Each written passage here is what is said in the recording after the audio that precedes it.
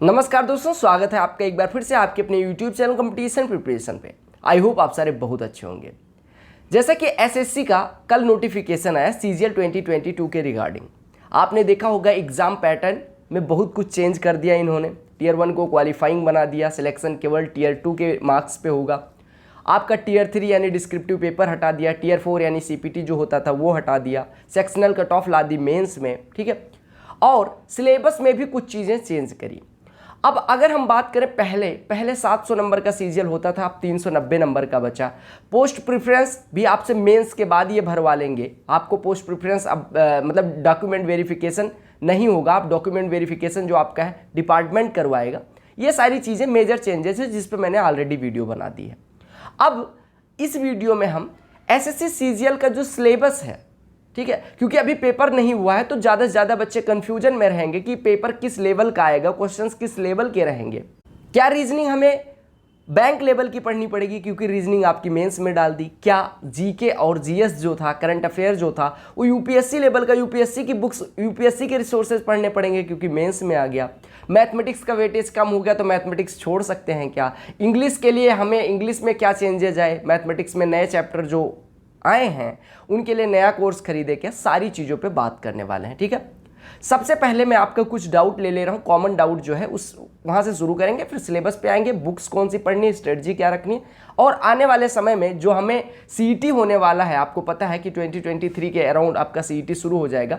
तो ये जो सिलेबस है सीजीएल का, ये केवल और केवल, कुछ लोग पूछ भी रहे थे कि ये केवल और केवल सीजीएल 2022 के लिए है, तो नहीं, मैं बता दूं ये आने वाले समय में, यानी कि जो 2023 का भी एग्जाम होगा, प्री क्वालिफाइंग ही रहेगा सीईटी का, ठीक है। अलग अलग जैसे एसएससी सीजीएल के लिए अलग कट ऑफ हो सकती है, बैंक के किसी पर्टिकुलर पीओ के लिए अलग कट ऑफ हो सकती है, हालांकि क्वालिफाइंग रहे, प्री का नंबर नहीं जुड़ेगा। सीईटी का इन्होंने थोड़ा सा ट्रेलर दे दिया है, मेंस का आपका यही रहने वाला है। सीईटी में ये ट्रेलर नहीं, मान लो पिक्चर है, 99% हम ये कह सकते हैं, 100% तो तभी होगा जब सीईटी आ जाएगा, ठीक है। आपके जो कॉमन डाउट्स थे वो मैंने लिख लिया, उसके बाद हम सिलेबस पे आ जाते हैं। सबसे पहले सबसे ज़्यादा लोगों के डाउट होते हैं कास्ट सर्टिफिकेट के रिगार्डिंग, की कास्ट सर्टिफिकेट या फिर जो भी सर्टिफिकेट होते हैं वो एसएससी ने जो नोटिफिकेशन आया है पीडीएफ, उसमें आपको फॉर्मेट दे दिया है कि ओबीसी का फॉर्मेट क्या है, ईडब्ल्यूएस का फॉर्मेट क्या है, वगैरह वगैरह, उस फॉर्मेट पे बनवाएं। उससे उसके बजाय आप बार बार कमेंट करते रहते हैं मेरे पास इस स्टेट का, उस स्टेट का, तो आप सर्टिफिकेट इसी तरह का रखें क्योंकि डिपार्टमेंट डीवी करेगा तो वो बाहर कर सकता है, ठीक है। तो आप लोग जो फॉर्मेट एसएससी ने दिया है वही रखें, ठीक है। कुछ लोग कह रहे हैं कि सर्टिफिकेट मेरा इस साल में बना था तो इसके लिए क्या करें? देखो, सर्टिफिकेट आपका जब बना था, अगर अभी जब फॉर्म भरा जा रहा है, अगर आपका वैलिड है तो ठीक है, अगर नहीं वैलिड है तो 8 अक्टूबर तक की आपको डेट दी गई, उससे पहले बनवा लें, ठीक है, फिर वैलिड माना जाएगा, ठीक है। अगर आपका जो एक्सपायर हो गया है जो सर्टिफिकेट था तो आप बनवा सकते हैं। कुछ लोगों को ये डाउट था 2022 का जो आपका पासिंग ईयर है, यानी जब फॉर्म फिल कर रहे हैं तो 2022 पासिंग ईयर नहीं दे रहा, वो एसएससी की तरफ से छोटी सी मिस्टेक है, वो 1-2 दिन में सही हो जाएगी। आप लोग मेल डाल दीजिएगा एसएससी को, वो सही कर देंगे। जो लोग 2022 में पास हुए हैं वो भी एलिजिबल हैं, कोई दिक्कत नहीं। आपका बस ग्रेजुएशन का रिजल्ट आ जाना चाहिए, दैट्स इट। रिजल्ट से मतलब जो क्रूशियल डेट दी है उससे पहले, ठीक है। अब हम सिलेबस पे आते हैं, एक एक करके चीज़ें बात करेंगे। अच्छा, मैं कुछ चीज़ें क्लियर कर दूं, चूंकि टीयर 1 क्वालिफाइंग इन नेचर है तो आपको टीयर 1 के लिए नहीं पढ़ना है, आपको फोकस जो मेनली होना चाहिए वो टीयर 2 एग्जाम पे होना चाहिए, क्योंकि आपका सिलेक्शन टीयर 2 के मार्क्स पे होने वाला है। तो टीयर 1 का सिलेबस आपने देखा, अभी मैं दिखाऊंगा, अभी टीयर 1 का सिलेबस थोड़ा ब्रॉड भी है, टीयर 2 का सिलेबस थोड़ा छोटा है कंपैरेटिवली, कंपेयर करा जाए तो आपको टीयर 2 के अकॉर्डिंग पढ़ना है, ना कि टीयर 1 के अकॉर्डिंग, ठीक है। डिस्क्रिप्टिव, कुछ लोग कह रहे थे डिस्क्रिप्टिव के लिए परेशान रहते थे क्योंकि मेंस के साथ ही डिस्क्रिप्टिव डाल दिया जाता था, वो खत्म हो गया, तो वो टाइम आप सेव करके जीएस को दे सकते हैं, ठीक है। जीएस को वेटेज, जीएस को इज्जत देनी पड़ेगी, आपके रीजनिंग को इज्जत देनी पड़ेगी, इंग्लिश को इज्जत देनी पड़ेगी, मैथमेटिक्स कोई भी सेक्शन अब आप छोड़ के नहीं जा सकते। पहले ऐसा होता था हम छोड़ भी देते थे, अब नहीं छोड़ सकते, ठीक है। तो मैं सीधे ले चल रहा हूँ आपको स्क्रीन पे, वहाँ सिलेबस की बात करेंगे और सारी चीज़ों पे डिटेल में चर्चा करेंगे, ठीक है। फिर बुक्स पे भी आएंगे। टीयर 2 ओरिएंटेड तैयारी करनी है, फिर भी टीयर 1 का सिलेबस देखना तो जरूरी है, क्योंकि आप टीयर 1 पास करेंगे तभी टीयर 2 पे जाएंगे। हालांकि टीयर 1 की कट ऑफ कम रहेगी क्योंकि 20,000 वैकेंसीज है, लगभग 2 लाख के अराउंड आपके लोग सेलेक्ट होंगे मेंस के लिए, ठीक है। तो कट ऑफ कुछ 110-120 के अराउंड लगेगी अनरिजर्व की, मैक्सिमम, इससे ज़्यादा नहीं लगने वाली। फिर भी आप प्री का सिलेबस अगर देखें तो प्री के सिलेबस में कोई चेंज आपको देखने को नहीं मिलेगा। अगर हम रीजनिंग की बात करें तो देखो सीधे लिख दिया गया है it would include questions of verbal and non verbal type, same चीज़ें हैं, कुछ सीटिंग अरेंजमेंट कहीं पे डाला नहीं है इन्होंने। यहाँ पे देखो अगर हम देखें थोड़ा सा सिलेबस, इन्होंने लिखा non verbal reasoning, coding, decoding, state conclusion, syllogistic reasoning, semantic analogy, analogy वगैरह है, symbolic number analogy, figure analogy, ठीक है, figural semantic series, number series, figural series, figure वाला figural series, problem solving, word building, यानी coding decoding. यहाँ पे ऐसा कुछ नहीं है कि बैंक वाला कुछ कॉन्सेप्ट नहीं डाला, इन्होंने वही चीज़ें डाली जो एसएससी में पहले से थी, ठीक है। ये रीजनिंग के सिलेबस की अगर हम बात करें टीयर 1 के लिए, अभी हम मेंस पे जब पहुंचेंगे तो डिटेल में जाएंगे, ठीक है। ऐसे अवेयरनेस की बात करें तो question in this component will be aimed at testing the, ठीक है, जनरल अवेयरनेस। इसमें इन्होंने देखो सीधे लिखा गया test will also include current events, मतलब करंट इवेंट, करंट अफेयर की बात कर रहे हैं, साइंटिफिक एस्पेक्ट में क्या करंट में चल रही हैं चीज़ें, और relating to India and its neighbouring countries, यानी कि आसपास की चीज़ें भी, और history, culture, geography, economic, general policy, scientific research, यानी कि ओवरऑल प्री का सिलेबस जीके का वही रखा जो पहले था, ठीक है। क्वांट में इन्होंने सीधे लिख दिया कि दिस क्वेश्चंस, ठीक है, एबिलिटी चेक करेंगे। इसमें सिलेबस की अगर हम बात करें होल नंबर्स यानी number system, decimals, fractions, percentage, ratio, proportion, square roots, averages, interest, profit and loss, discount, partnership, business, mixture alligation, time, speed and distance, time and work, basic algebraic identities, ठीक है, algebra आपका डाल दिया। यहाँ पे जो इन्होंने नया ऐड करा है वो लिखा है ग्राफ्स ऑफ लीनियर इक्वेशंस, यानी कि लीनियर इक्वेशन का ग्राफ, ये मैं खुद कराऊंगा, टेंशन ना लेना है आपको, ठीक है। रीजनिंग में कोशिश करूंगा रीजनिंग भी करवाऊँ, ठीक है, बाकी मैथमेटिक्स तो 100% श्योरिटी के साथ। ये जो ग्राफ्स ऑफ लीनियर इक्वेशंस है इसके लिए कोर्स नहीं लेना, मैं डिटेल में करवा दूंगा, ये हमने पढ़ी हैं चीज़ें, काफ़ी डिटेल में मैंने पढ़ी। Triangle and its various kinds of centres, ठीक है, ये पहले भी था। कॉन्ग्रुएंस एंड सिमिलरिटी, ये ट्राइंगल का रिलेटेड, ये स्टार बैच में मैंने डिटेल में करवा रखा है। सर्कल, टेंजेंट, यानी एडवांस वाला पोर्शन पूरा आपको स्टार बैच में मिल जाएगा।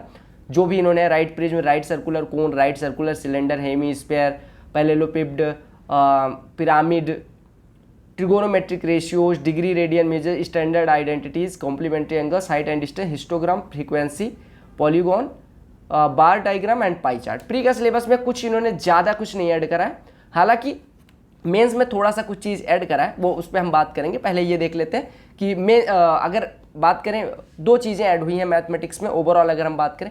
एक तो ये हो गया आपका लीनियर इक्वेशंस का ग्राफ, और दूसरा प्रोबेबिलिटी, बाकी कुछ ऐड नहीं हुआ है एज पर नाउ, दोनों चीज़ें मैं करवा दूंगा। इंग्लिश कंप्रेंशन की प्री के लिए बात करें तो इन्होंने लिख दिया है कि आपका क्वेश्चन इन पैरा, ठीक है, इंग्लिश का वही है। ग्रेजुएशन क्वेश्चन क्या लिखा है, level commensurate with the essential qualification, ठीक है, graduation and question in part C will be 10th standard, यानी आपकी अंग्रेजी 10th स्टैंडर्ड लेवल की रहेगी। अब हम आते हैं मेंस के सिलेबस पे, जिससे हमें नौकरी मिलने वाली है। नंबर सिस्टम में इन्होंने वही चीज़ें रखी, फंडामेंटल एरिथमेटिकल ऑपरेशंस में वही चीज़ें रखी, ठीक है, अलजेब्रा वही चीज़ें रखी, ज्योमेट्री में इन्होंने वही चीज़ें रखी, मेंसुरेशन वही चीज़ें हैं। ट्रिगोनोमेट्री में इन्होंने एक चीज़ मेंशन कर दिया, देखो ट्रिगोनोमेट्री यानी आप पैरा 3rd का 10 पॉइंट का फर्स्ट सब क्लॉज का 6th सब क्लॉज, यानी ये ट्रिगो वाले पे फोकस करिए। ट्रिगो में इन्होंने लिखा trigonometry, trigonometric ratios, complementary angles, height and distance, simple problems only, यानी ट्रिगो को बहुत हाई लेवल का नहीं पढ़ना है आपको, सिंपल, मैं हमेशा से सिंपल रखने की कोशिश कर रहा था, सिंपल ही चीज़ें पूछी जाएंगी।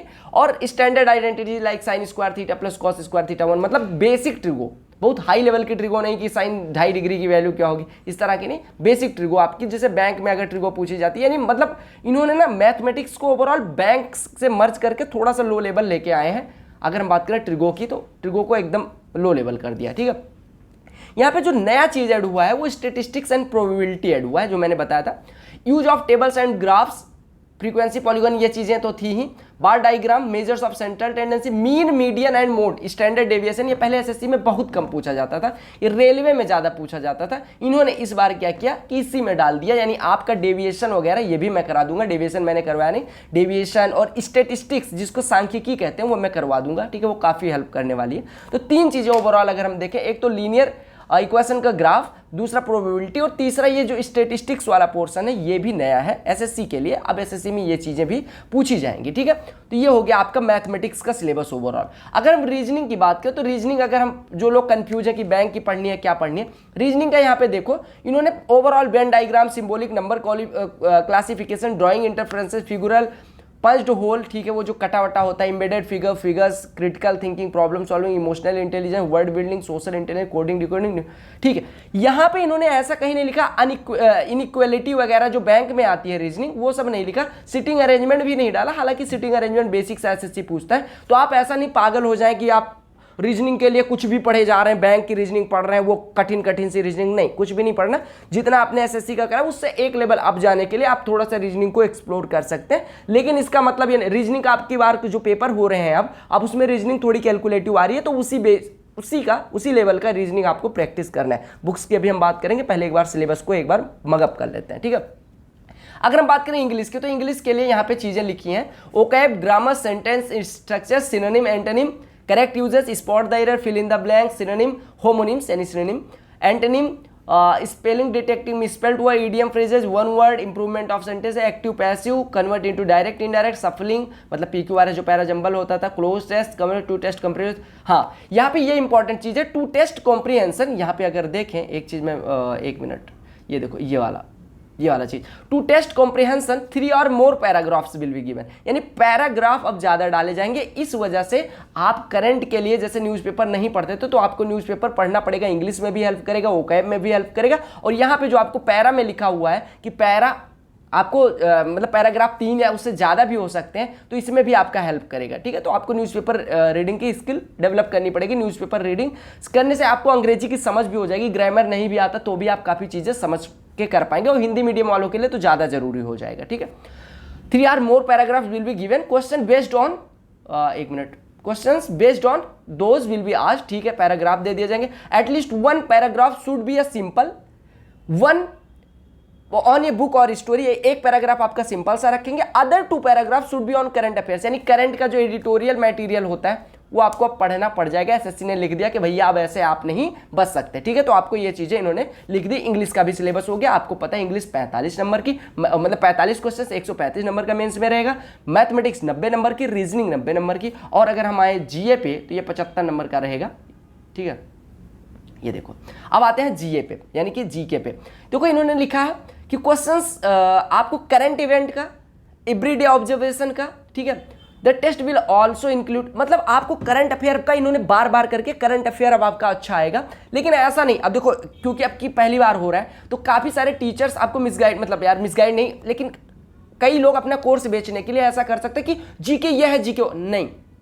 जीके में जो सिलेबस में दिया है उतनी चीजें पढ़नी है। जीके हमेशा से अनप्रिडिक्टेड रहता है, लेकिन इन्होंने मेंशन कर दिया कि करंट अफेयर पे ज्यादा ओरिएंटेशन रहेगा क्योंकि मेंस में है। और यहाँ पे इन्होंने चीजें लिखी कि जैसे अभी तक हम क्या करते थे, केवल लूसेंट पढ़ लेते थे, लेकिन अभी थोड़ा सा आपको ज्यादा पढ़ना पड़ेगा, उस पर भी हम बात करेंगे। पहले हम देख लेते हैं इन्होंने क्या लिखा। Test will also include questions relating to India and its neighbouring countries, especially pertaining to history, यानी हिस्ट्री आपको अच्छे से करना है, जियोग्राफी, इकोनॉमिक यानी इकोनॉमिक्स अच्छे से करना है, general policy, polity, scientific research, यानी आपको पॉलिटी का ये दे नहीं रहे हैं सिलेबस, लेकिन पॉलिटी आपके सिलेबस में है, ठीक है, टेंशन नहीं लेना। तो ये आपका हो गया जनरल अवेयरनेस। अब आपको पता है कि इंग्लिश और जनरल अवेयरनेस मिलके 70 नंबर, इसमें आपको सेक्शनल कट ऑफ पार करनी है। मैथमेटिक्स और रीजनिंग मिलके उधर 60 क्वेश्चन, उसमें सेक्शनल कट ऑफ पार करनी है। तो सेक्शनल के बाद फिर एग्रीगेट आपका कट ऑफ बनेगा। ये आपको क्लियर ही हो गया। सिलेबस पे हमने बात कर ली, अब कंप्यूटर की बात कर लेते हैं, फिर बुक पे आएंगे, ठीक है, और स्ट्रेटजी पे उसके बाद में आएंगे। थोड़ा सा नीचे चलते हैं। देखो आपको यहाँ पे लिखा मिल जाएगा कंप्यूटर का। कंप्यूटर पे इन्होंने लिखा organisation of computer centre, CPU वगैरह, inputs output devices, computer memory. ये क्वालिफाइंग ही है, लेकिन क्वालिफाई करने के लिए इसकी कट ऑफ वेरी करवा सकते हैं। वैसे मिनिमम कट ऑफ जनरल के लिए 30% है, लेकिन वो वेरी भी कर सकती है। इस वजह से आपको ये मतलब इग्नोर नहीं करना है, ठीक है। पहले जैसे कंप्यूटर नहीं पढ़ा, एक प्रश्न आ गया, लेकिन अब इग्नोर नहीं करना, पढ़ के जाना पड़ेगा, नहीं तो आप फेल कर दिए जाओगे, ठीक है। कंप्यूटर का बेसिक हो गया, कंप्यूटर मेमोरी हो गया, मेमोरी ऑर्गेनाइजेशन हो गया, backup devices, PORTs, Windows explorer, keyboard shortcut वगैरह। ये आपकी काफ़ी ऑफिस में जाओगे, जब वर्किंग रहोगे तो भी हेल्प करेगा। सॉफ्टवेयर में विंडोज ऑपरेटिंग सिस्टम्स क्या होता है, Microsoft Office, MS Word, Excel, PowerPoint, इस सब पे। ये आपका जो Tier 4 में होता था उसका भी एग्जाम लेंगे, ठीक है। Working with internet, web browsing, searching कैसे होते हैं, डाउनलोडिंग एंड अपलोडिंग, बेसिक सा मतलब बेसिक चीज़ें जो है कंप्यूटर की वो पूछी गई। मैनेजिंग एंड ईमेल अकाउंट कैसे मैनेज करते हैं, ठीक है।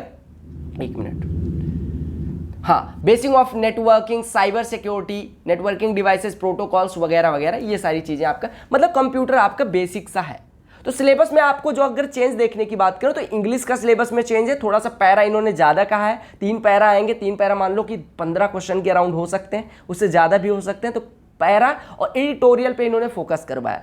मैथमेटिक्स में आपको 2 चीज़ें चेंज करी हैं, प्रोबेबिलिटी स्टैटिस्टिक्स और वो लीनियर इक्वेशन का ग्राफ, ये चीज़ें मैं करवाऊंगा, कोई टेंशन नहीं। रीजनिंग में कोशिश करूंगा, रीजनिंग जितना अच्छे से हो पाए मैं करवाऊँ, बाकी आप लोग मैथमेटिक्स का और मतलब पार्ट 1 का मतलब बिल्कुल टेंशन छोड़ दीजिए। अब हम आ जाते हैं कि इतना कुछ करने के बाद जो स्ट्रेटजी है, मैंने आपको ये बता दिया, कुछ चीज़ें मैंने नोट कर दी, ये चीज़ें कवर हो गई। टियर 1 ओरिएंटेड तैयारी नहीं करनी, अब आपको टियर 2 ओरिएंटेड करनी, क्योंकि tier 1 only qualifying in nature है, 110 120 कट ऑफ रहेगी, तो उसको मतलब आप मेंस के लिए पढ़ें, क्योंकि पहले क्या होता था कि केवल मैथ्स इंग्लिश मेंस के लिए पढ़नी होती थी, तो 2 ही सेक्शन को टाइम देना था। अब चारों सेक्शन को टाइम देना, और 390 में जिनका मैथ्स इंग्लिश तैयार है, यहां से स्ट्रेटजी बाइफर्केट करूंगा 2 पार्ट में। एक होगा जो पहले से तैयारी कर रहे हैं, यानी कि जो 1 2 3 साल से तैयारी कर रहे हैं, उनके लिए मैथ्स इंग्लिश उन्होंने अच्छे से पढ़ ली है। अब वो क्या काम करें, मैथ्स को ज़्यादा पढ़ना नहीं, रिवीजन करना है। मैथ्स इंग्लिश में जो चीज़ें पढ़ी है रिवीजन करना है, रीजनिंग में जो चीज़ें पढ़ी है रिवीजन करना है। जो नई चीज़ है मेंस के लिए आपकी, वो जीके है, और जीके आपका 90 नंबर कितने 75 नंबर का है। ये आप ध्यान से समझिएगा कि भैया तुक्के लगा नहीं सकते। मेंस में आपको पता है निगेटिव मार्किंग 1 मार्क की हो गई, तो आप तुक्के जो पहले लगा देते थे 1/4 मार्क की निगेटिव होती थी, अब 1 मार्क्स के, तो तुक्के नहीं लगाने, यानी कि जीके पे आपको पूरा फोकस शिफ्ट करना पड़ेगा। तो जो लोग वेटरन्स हैं, यानी जिन्होंने ऑलरेडी तैयारी अच्छे से कर ली है, वो अभी से जीके को ज़्यादा टाइम देने लग जाए। ज़्यादा ये नहीं पूरा टाइम जीके ही पढ़ रहे हो, क्योंकि बाकी चीज़ें भी है, वो रिवीजन भी करनी है, पढ़नी भी है, कुछ चीज़ें हो सकता है मैथमेटिक्स में जैसे कुछ टॉपिक नए हैं इंग्लिश में, वो सारी चीज़ें आपको रिवाइज करते हुए पढ़ते रहनी। साथ में आपको जीके पे अगर 2 घंटे देते तो 3 से 3.5 घंटे देने पड़ेंगे, और थोड़ा सा पहली बार हो रहा है तो आपको ज़्यादा फोकस करना पड़ जाएगा जीके पे। अगर हम फ्रेशर्स की बात करें, अब हम आ जाते हैं फ्रेशर्स पे। फ्रेशर्स आपको पता है 4 चीज़ें पढ़नी है, वो आपको मेंस के ओरिएंटेड पढ़नी है, मैथमेटिक्स, इंग्लिश, रीजनिंग और जीके।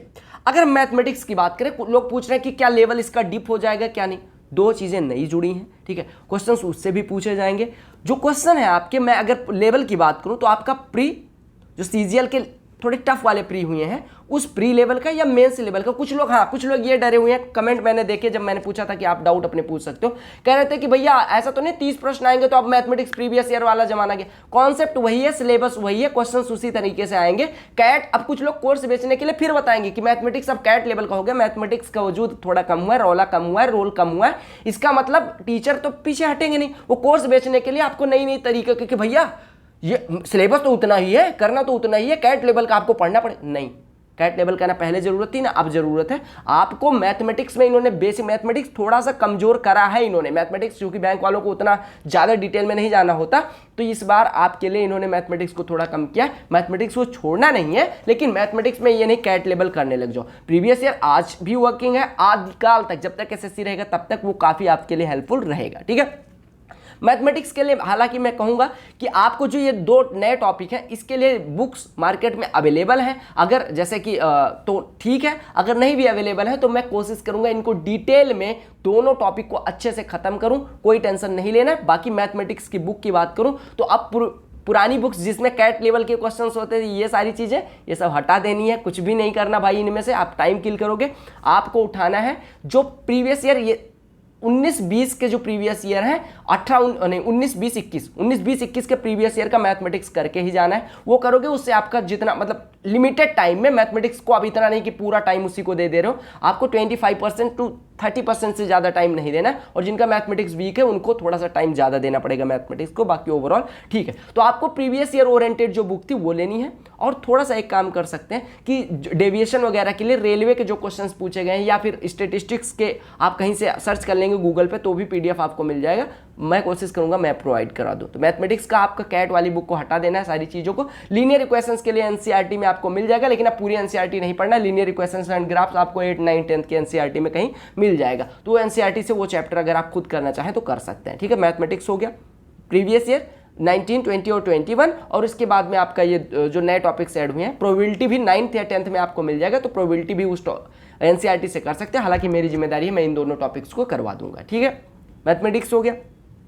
अब हम इंग्लिश की बात करें, इंग्लिश में आपको पता है इंग्लिश का लेवल थोड़ा सा अप लेके गए हैं। इंग्लिश चूंकि सीईटी जब आएगा तो वो बैंक वाले भी रहेंगे, तो इंग्लिश का लेवल थोड़ा सा आपका हाई जाएगा। इंग्लिश के लिए आपको एडिटोरियल पढ़ना ही पढ़ना पड़ेगा, मतलब न्यूज़पेपर रीडिंग की स्किल आपको डालनी पड़ेगी। या आपका करंट अफेयर में भी हेल्प करेगा और इधर भी हेल्प करेगा। तो न्यूज़पेपर जो लोग कहते थे कि अभी मैं अवॉइड करता था, मैं नहीं पढ़ता था जब भी एसएससी की तैयारी में, लेकिन अभी आपको पढ़ना पड़ेगा। अब इसका मतलब ये नहीं पूरे टाइम न्यूज़पेपर ही पढ़ रहे हो। न्यूज़पेपर पढ़ना मतलब कि आपको थोड़ी सी रीडिंग स्किल हो जाएगी, वो कैप तैयार हो जाएगी और वहां से करंट अफेयर भी तैयार हो जाएगा। पैसेज को समझने, क्लोज टेस्ट को समझने में काफी हेल्प मिलेगी, एक फ्लो बन जाएगा। ठीक है, इंग्लिश के लिए बुक्स वही सेम रखनी है, नीतू सिंह मैम की वॉल्यूम 1, ठीक है, जो आपको पता ही होगा। वो कैप के लिए ब्लैक बुक और प्रीवियस ईयर के जो और न्यूज़पेपर से जो अच्छे वर्ड मिले हुए वो भी डाल लेने, क्योंकि बैंक में ऐसे प्रीवियस ईयर वो कम फोकस करते हैं। जब बैंक की बात करें इंग्लिश की, तो वो मतलब कट ऑफ बहुत हाई नहीं रहेगी, क्योंकि पहली बार हो रहा है, तो आपके लिए चांसेस बहुत ज़्यादा है। जब पहली बार कोई चीज़ होती है तो उसमें चांसेस ज़्यादा होते हैं। आगे धीरे धीरे एसएससी लेवल भी अप ले जाएगी, लेकिन अभी आपके लिए 20,000 प्लस वैकेंसीज है। तो आप कोशिश करें कि इंग्लिश को अच्छे से करें, ठीक है। इंग्लिश के 135 नंबर का 390 में इंग्लिश भी है, ठीक है। अब ये नहीं पूरा टाइम इंग्लिश को देना, लेकिन वेटेज के हिसाब से टाइम ज़्यादा देना पड़ेगा इंग्लिश को। बीइंग अ मैथमेटिक्स टीचर मैं ये नहीं कह सकता मैथमेटिक्स पढ़ो, मेरा कोर्स खरीदो, मैं कोर्स तो ऐसे भी नहीं पढ़ाता, ठीक है। बस यहीं पे जो है, तो इंग्लिश के लिए मैंने बता दिया जो बुक है और न्यूज़पेपर के वो कैप और टेस्ट वगैरह जो अभी आएंगे, जब नए तरीके के जो टेस्ट आएंगे वो बाद में आ जाएंगे, उस टाइप का मैं कोशिश करूंगा कि आपको इस पैटर्न पे एक मेंस का पेपर प्रोवाइड किया जाए, ठीक है। अच्छा, एक चीज़ और बता दूं आपको, मैंने पहले भी बताया कि 1 घंटे में मैथमेटिक्स और रीजनिंग करना रहेगा, 1 घंटे में इंग्लिश और जीके करना रहेगा, 15 मिनट में आपका कंप्यूटर वाला और 15 मिनट में टाइपिंग करनी रहेगी। उस पर भी बात करेंगे, टाइपिंग पे भी। टाइपिंग आपका नॉर्मल प्रैक्टिस 26-27 वर्ड पर मिनट होता है, वो आप नॉर्मल प्रैक्टिस करके कंप्यूटर पर कर सकते हैं, ठीक है। तो उसके लिए कुछ नहीं, कंप्यूटर के लिए भी बुक की बात करेंगे। रीजनिंग के लिए अगर हम बात करें तो रीजनिंग के लिए जो प्रीवियस, अभी आपने देखा होगा धीरे धीरे एसएससी रीजनिंग का लेवल अप ले जा रही थी, अगर आपने देखा हो तो उन प्रीवियस ईयर पेपर्स को अच्छे से देखें और उसके रिगार्ड आप मार्केट में जाए तो अगर आप 2-4 पेपर करके जाएंगे तो आपको कोई बुक पलट के पता चल जाएगा कि भैया हाँ ये बुक इंपॉर्टेंट है, ये बुक अच्छी है। इसके लिए अरिहंत की भी किताब आती है रीजनिंग के लिए, प्रीवियस ईयर की जो कंपाइल करा हो जिसने भी, वो किताब किसी की भी हो सकती है, जिसमें एरर फ्री हो, कम एरर हो, मतलब टाइपिंग मिस्टेक कम हो, वो किताब आप ले सकते हैं रीजनिंग के लिए। और प्रीवियस ईयर पेपर्स जो रिसेंट हुए हैं 21 और 20 के एग्जाम, जहां पे रीजनिंग का लेवल आप लेके गए, वही करना है। रीजनिंग बहुत पुराना नहीं करना है। और रीजनिंग के जो बैंक के टीचर्स हैं उनसे थोड़ा सा कोशिश करें, वो रीजनिंग जैसे पढ़ाते हैं थोड़ा सा, बैंक वाली रीजनिंग नहीं पढ़नी, लेकिन रीजनिंग को एसएससी से एक लेवल अब तक पढ़ना ही पड़ेगा, क्योंकि रीजनिंग मेंस में है। समझ आ गया? मतलब रीजनिंग कैट की नहीं पढ़नी, बैंक की नहीं पढ़नी, रीजनिंग आपको थोड़ा सा एसएससी से आप, यानी जो अब रिसेंट वाली रीजनिंग का लेवल था उस लेवल की रीजनिंग आपको पढ़नी है। क्लियर हो गया? रीजनिंग की बात हो गई। अब हम बात कर लेते हैं जीके और जीएस की। जीके और जीएस में जैसे पहले था कि केवल लूसेंट पढ़ सकते थे और करंट अफेयर कर लेते थे, एक वीडियो देख लेते थे उसकी और लूसेंट पढ़ लेते थे, हो जाता था, 20 से 25-30 नंबर आ ही जाते थे। अब क्या काम करना है, जीके की जो स्ट्रेटजी मैंने बताई थी, एक चैनल पे स्ट्रेटजी पढ़ी, तब लोग कह भी रहे थे कि भैया इतना 1.5-2 लाख लोगों ने वो देखा है, लोग कह रहे थे कि मुझे पीएचडी थोड़ी करनी। जीके हमेशा से गेम चेंजर रहा और अब तो आपको नौकरी जीके ही दिलाएगा, लेकिन इसका मतलब नहीं कि जीके को ही पूरा टाइम देना। मैं बार बार कह रहा हूं, इस बात को एम्फेसाइज कर रहा हूं कि जीके आपका जरूर इंपॉर्टेंट हुआ है, लेकिन जीके में पढ़ना क्या है, बुक्स क्या, रिसोर्सेज क्या रखने हैं। लूसेंट आप पढ़ें, नो डाउट लूसेंट पढ़ें, लेकिन जो इंपॉर्टेंट टॉपिक्स हैं लाइक पॉलिटी हो गया, लाइक आपका हिस्ट्री हो गया, लाइक आपका ज्योग्राफी हो गया, उसके लिए आप थोड़े से रिसोर्सेज ज़्यादा एक्सप्लोर करने पड़ जाएंगे, क्योंकि जीके मेंस में आ रहा है, उसके बेसिस पे नौकरी मिल रही है। तो जीके के क्वेश्चन ये अच्छे रखें। करंट अफेयर को अच्छे से पढ़ना पड़ेगा। अब केवल एक वीडियो देख के काम नहीं चलने वाला, आप किसी टीचर को फॉलो करें, 6 महीने तक रोज 1 घंटे का टाइम करंट अफेयर पे देना ही पड़ेगा आपको। तो अब आपको कुछ लोग कहेंगे कि भैया एक बात बताओ, जब आपने कह दिया कि इनको स्पेशल टाइम देना पड़ेगा, तो इसके लिए हमें क्या करना चाहिए? मैं कहूँगा कि मार्केट में तमाम सारी बुक्स होती हैं, तमाम सारी बुक्स, जैसे मैं बताऊं, अगर आप इंग्लिश मीडियम से हैं या हिंदी मीडियम से, तो दृष्टि की एक किताब, दृष्टि की आती है हिस्ट्री की किताब, इतनी मोटी सी होती है, मतलब जो यूपीएससी का सार, मतलब एनसीईआरटी सार होता है, एनसीईआरटी का समरी होता है, तो वो आप ले सकते हैं, एनसीईआरटी समरीज। फिर से समझिएगा, जीके के लिए हिस्ट्री, पॉलिटी, जियोग्राफी, साइंस की, इन चारों चीजों की आप एनसीईआरटी की समरी एक बुक आती है, वो महेश वर्णवाल साहब ने, ज्योग्राफी के अलग अलग लोगों ने एनसीईआरटी समरी नोट कर लेना, मार्केट में जाओगे मिल जाएगी। या फिर दृष्टि की आती है हिस्ट्री की, दृष्टि की आती है ज्योग्राफी की, दृष्टि की आती है पॉलिटी की। मतलब इन 4 टॉपिक्स की, polity, history, science, geography, history, polity, science और ज्योग्राफी की आपको क्या काम करना पड़ेगा, इसको थोड़ा ब्रीफ में अच्छे से पढ़ने के लिए क्या करना पड़ेगा, एनसीईआरटी की जो समरी बुक आती है एक एक अलग अलग टॉपिक की, जैसे हिस्ट्री की अलग आएगी, आपकी ज्योग्राफी की अलग आएगी, आपकी क्या कहते हैं पॉलिटी की अलग आएगी, इकोनॉमिक्स के, मतलब ये जो टॉपिक आपको ज़्यादा इंटरेस्ट है उसकी ये पढ़ सकते। अब लक्ष्मीकांत ना पढ़ने लग जाना, इकोनॉमिक्स के लिए रमेश सिंह पढ़े जा रहे हो, यूपीएससी के टीचर्स का बैच ले रहे हो, ऐसा नहीं। वो लोग आपको मिसगाइड करेंगे कि आप तो पढ़ना ही पड़ेगा, लेकिन ऐसा नहीं है। आप बुक्स समझ गए ना, आपको एनसीईआरटी का समरी पूरा अगर आप 6th 7th 8th की एनसीईआरटी कर सकते हो तो भी बढ़िया। लेकिन अभी आपकी 3 महीने बाद एग्जाम है, जो आने वाले समय में 2023 की तैयारी करेंगे उनको तो मैं कहूंगा एनसीईआरटी पढ़ना ही पड़ेगा आप, ठीक है। उनके लिए एनसीईआरटी पढ़ना पड़ेगा, 6 to 12 आपको एनसीईआरटी कर ही लेना चाहिए अगर आप 2023 की तैयारी कर रहे हैं तो, ठीक है। आप एनसीईआरटी कर लेना, अदरवाइज आप एनसीईआरटी समरी भी कर सकते हैं अगर आप चाहें, क्योंकि समरी में इंपॉर्टेंट चीजें ही हैं तो पतला रहता है, तो आपको रिवीजन करने में आसानी रहती है, उसको अंडरलाइन करके उसका नोट्स बना के जैसे पढ़ना है वो। अब हम आ जाते हैं, इसका हो गया, चारों चीजें हो गई। कंप्यूटर की बात करें, कंप्यूटर के लिए मार्केट में बहुत सारी किताबें हैं, बहुत सारी किताबें देख लें मार्केट में, आप गूगल करेंगे तो पॉपुलर किताबें कंप्यूटर की मिल जाएंगी। कंप्यूटर बेसिक यानी बीसीए करने वाली किताबें नहीं, कंप्यूटर बेसिक जो किताबें आती है, जो आपका बैंक के लिए आता था, बैंक में कंप्यूटर एग्जाम, मतलब बैंक एग्जाम में जो कंप्यूटर के क्वेश्चंस पूछे जाते हैं उस तरह की जो बेसिक किताब है कंप्यूटर की, कोई सी एक किताब ले, मल्टीपल रिवीजन्स करे, बहुत ज्यादा उसी के पीछे ना पागल हो जाए। कंप्यूटर बेसिक सा क्वेश्चन आएगा, ऐसा कुछ नहीं है कि बहुत यूनिक सा क्वेश्चन आएगा, जो आपको धीरे धीरे एक किताब को बार बार पढ़ने से समझ में आ जाएगा। बुक्स की मैं एक बार फिर से कर दूं, मैथमेटिक्स के लिए आपको क्या काम करना है, 19, 20, 21 वाली जो प्रीवियस ईयर पेपर की बुक है वो, और कोई ऐसी बुक जो आपको टॉपिक वाइज, जैसे लूसेंट की आती है या ऐसी किताबें जो हैं, या फिर जो मिक्स किताबें हैं, मतलब ऐसा नहीं कि जो कैट लेवल का करवाते थे वैसा कुछ नहीं लेना है। इंग्लिश का मैंने बता दिया, नीतू सिंह मैम की वॉल्यूम 1 ब्लैक बुक, या फिर ओकैप के लिए न्यूज़पेपर आपको पढ़ना ही पड़ेगा, और जो मॉक्स वगैरह देंगे उसके ओकैप्स रहेंगे। रीजनिंग के लिए मैंने आपको बता दिया एसएससी का +1 लेवल, यानी कि एसएससी लेवल से 1 लेवल ऊपर। जीके जीएस का लूसेंट आपको करना है, लूसेंट लास्ट टाइम में रिवीजन के लिए इंपॉर्टेंट रहेगा। करंट अफेयर के लिए नहीं बताया, करंट अफेयर के लिए किसी एक टीचर को फॉलो करना शुरू कर दे, बहुत सारे आपको 300+ क्वेश्चंस देते हैं जो पेड हैं, 250-300 रुपये महीने लेते हैं, लेकिन वो महीने के 300 करंट अफेयर, तो करंट अफेयर पे आप ज़्यादा फोकस करें, करंट अफेयर पे भी फोकस करने की ज़रूरत है। ऐसा नहीं पहले करंट अफेयर को कहते हैं कैसे करें, एक वीडियो कर लेंगे, लेकिन अभी आपको फोकस करने की ज़रूरत पड़ेगी।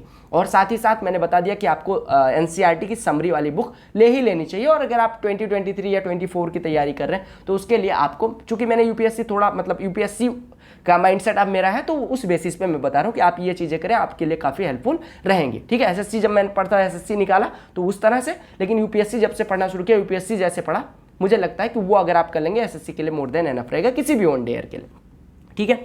अब हम बात कर लेते हैं हाँ, एक चीज़ और, अब यहाँ पे आपको मिसगाइड नहीं होना है। मिसगाइड कहने का मतलब, मिसगाइड करेंगे कुछ लोग आके, जैसे अलग अलग टॉपिक के जो टीचर्स हैं, 1 मिनट में अपनी फोटो बड़ी कर दूँ ताकि आपको समझ, हाँ। अब अलग अलग टॉपिक के जो टीचर हैं, लाइक जीके का बोलबाला नो डाउट अब थोड़ा बढ़ा क्योंकि मेंस में अब आ गया, लेकिन अब जीके ही पढ़ने लग जाओ, जीके ही पढ़ाएंगे, यूपीएससी वालों से लोग देखने लग जाएंगे। आप क्या काम करें, आप ऐसा भी कर सकते हैं कि आपको जैसे पॉलिटी में इंटरेस्ट है तो किसी टीचर ने करवाया, यूट्यूब पे बहुत सारे टीचर्स हैं, या फिर आप जहां भी जिस भी प्लेटफॉर्म पे पढ़ रहे हैं वहां पे जीके का एसएससी का ही फाउंडेशन बैच कई जगह चलता है एसएससी के लिए। अब वो बैचेज आएंगे, वो काफ़ी इंपॉर्टेंट भी रहेंगे, वो अगर लेना चाहे तो ले सकते हैं। मैं मुझे देना होता, मैं कोशिश करूंगा कि मैं एक बार परीक्षा ये सीजल 2022 भर के एटलीस्ट मैं एक बार देख लूँ कि क्या पैटर्न रहता है, जॉब लेने के लिए नहीं, मतलब बस ये मेंस का पैटर्न देखने के लिए। उसके बाद पोस्ट प्रिपरेशन में नहीं भरूंगा, लेकिन हाँ मेंस एक बार मैं सोचूंगा कि भर दूँ, क्योंकि इससे मुझे भी आइडिया लग जाएगा कि आगे आपको गाइड कैसे करना है, ये सारी चीज़ें, ठीक है। मिसगाइड करने वाली जो मैं बात कर रहा था कि मैथमेटिक्स को अब आपको कैट लेवल का नहीं पढ़ना, मैं हमेशा से मना करता आया था। इंग्लिश को आपको थोड़ा सा 1 लेवल अप ले जाना है, इंग्लिश के टीचर्स का नो डाउट क्रेज थोड़ा सा बढ़ेगा, लेकिन मैथ्स और रीजनिंग की जिम्मेदारी तुम्हारे भाई की रहेगी, ठीक है। चैनल पे सारी चीज़ें मिलेंगी, इंग्लिश भी मैं कोशिश करूंगा आपके लिए टीचर ले आऊँ, जाकि आपको मिसगाइड कोई ना कर पाए। जीके जीएस के लिए कोशिश रहेगी मेरी, मैं नहीं कहता, मैं 10% अभी कह सकता हूँ ऐसे ओटी की कोशिश करूंगा कि टीचर ले आए और जो एसएससी का नया पैटर्न है उस पैटर्न पे आपको पढ़वाया जाए, लेकिन 3 महीने में सारी चीज़ें व्यवस्था करना नियरली इम्पॉसिबल होगा, बट फिर भी आप लोगों को फिर से जो चीज़ें मैंने बताई इसी पे फोकस रहना है। बुक लिस्ट मैंने बता दी, स्ट्रेटजी, अब स्ट्रेटजी की बात कर लेते हैं। बेसिक पार्ट जो स्ट्रेटजी का होता है वो 3 महीने में आपको आपका वीक एरिया, अगर आपने मैथमेटिक्स और इंग्लिश अच्छे से पढ़ा है तो आपको उसका केवल रिवीजन करना है। रीजनिंग के लिए आपको प्रैक्टिस करनी ही पड़ेगी। रीजनिंग आपको कोई ऐसा नहीं कि आपका आईक्यू लेवल बढ़ा दे। रीजनिंग एक ऐसी चीज़ है जो आपके इंटेलिजेंस पे डिपेंड करती है, तो इंटेलिजेंस आपको ऐसे कोई बढ़ा नहीं सकता, ठीक है। तो रीजनिंग को भी अब टाइम ज़्यादा देना पड़ेगा, राइट, समझ आ गया। मेंस ओरिएंटेड तैयारी करनी है। आपके पास जो ये 3 महीने हैं इसमें आपको मेंस वाला चीज़ें पढ़नी है। कंप्यूटर छोड़ सकते हो अभी, कंप्यूटर का तब पढ़ लेना, लेकिन अभी आपको क्या काम करना है, रीजनिंग, जीके को अभी से पढ़ना शुरू कर दे। तो ये जो 3 महीने और जो 2-3 महीने उधर मिलेगा उसमें जीके आपका अच्छे से हो जाएगा। 5-6 महीने में यूपीएससी लेवल का भी अगर वो पूछेंगे तो भी आपसे हो जाएगा, ठीक है। एसएससी, चूंकि एसएससी है, यूपीएससी का वो लिखने वाला तो है नहीं, ऑब्जेक्टिव क्वेश्चन, ऑब्जेक्टिव 5 महीने में लोग यूपीएससी का प्री निकाल लेते हैं पढ़ के, तो ये तो एसएससी है, ठीक है, समझ आ गया। हाँ, और एक चीज़ और, अब आप जो मतलब पुराने लोग हैं जो काफ़ी दिन से पढ़ रहे हैं, वो आपको, कई लोग ये कंफ्यूज हैं कि भैया आप माइंडसेट क्या रखें हैं, क्या, कुछ भी नहीं चेंज हुआ है। आपको ये सोचना है, आप जो नए लोग आएंगे, जो फ्रेशर्स हैं, उनको तो नए सिरे से पढ़ना है, तो उनके लिए तो कुछ चेंज हुआ नहीं। उनको तो चाहे ये सिलेबस दिया जाता, वो सिलेबस दिया जाता, जिसको पता ही नहीं था कि पहले क्या था। अब जो नई चीज़ है उनके लिए तो वही चीज़ बढ़िया है, उनको तो वही नई चीज़ जिनको पढ़नी है वो तो वही पढ़ने लग जाएंगे। आपको माइंडसेट थोड़ा सा चेंज करना पड़ेगा।